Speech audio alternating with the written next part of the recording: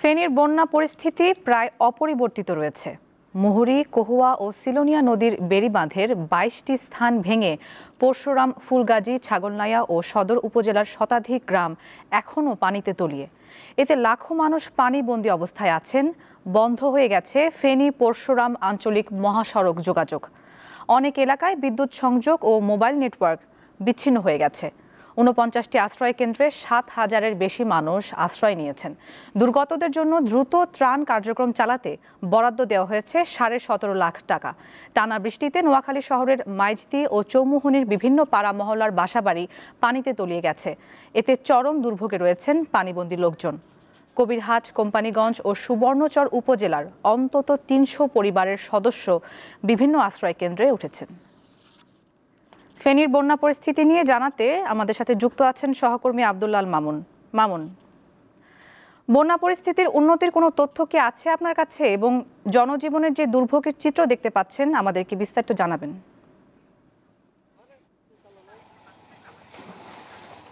নুজহাত, আমি আপনাকে জানাবো যে আজকে ফেনীর বন্যা পরিস্থিতি কিছুটা উন্নতি হয়েছে। বিশেষ করে পরশুরাম এবং ফুলগাজীতে পানি কিছুটা কমেছে, তবে ছাগলনাইয়া, ফেনী সদরের আংশিক এবং দাগনভূঞায় নতুন করে কিছু এলাকা প্লাবিত হয়েছে, যার ফলে বন্যা পরিস্থিতি একদিকে কিছুটা স্বস্তি দেখা দিলেও অন্যদিকে কিন্তু দুর্ভোগ বাড়ছে। তো আমরা যেটা জেনেছি স্থানীয়দের সাথে কথা বলে, যে এই অঞ্চলগুলোতে বিশেষ করে ফুলগাজী পরশুরামের যে সড়ক যোগাযোগ এটি এখনও চালু হয়নি। পাশাপাশি ফেনী এবং ছাগলনাইয়ার যে সড়ক সেটিও এখনও যান চলাচল স্বাভাবিক হয়নি।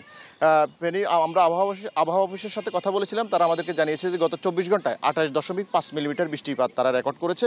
যে আমরা কথা বলেছিলাম জেলা প্রশাসনের সাথে, জেলা প্রশাসক সাইফুল ইসলাম আমাদেরকে জানিয়েছেন যে ফেনীতে ৮১টি আশ্রয় কেন্দ্রে ৯,০০০ মানুষ আশ্রয় নিয়েছে।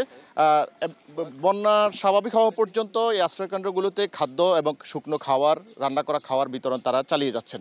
তো সর্বোপরি যেটা বলবো যে মোবাইল নেটওয়ার্ক এবং যোগাযোগ বিচ্ছিন্ন হওয়ার কারণে মানুষের আসলে দুর্ভোগ অনেক বেশি পথে হচ্ছে।